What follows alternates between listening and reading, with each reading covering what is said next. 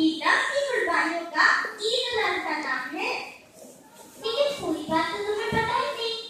तो दोस्तों, आइए बकरीद के इबादत और उसकी खुशियों के बारे में जानें। तो इस असेंबली की शुरुआत मैं अल्लाह के कलाम से करूंगी, जिसके अंदर कुर्बानी का हुक्म दिया गया है।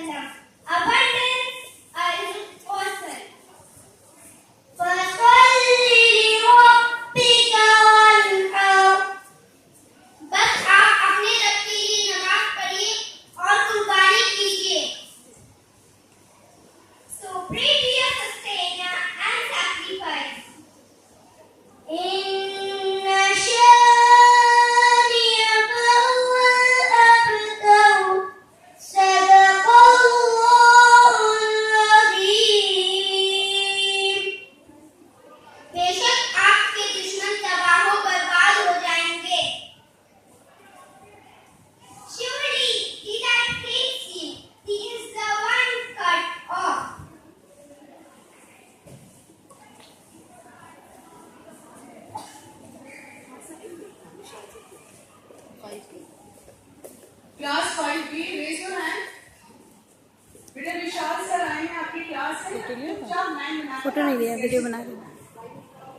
चलिए 5B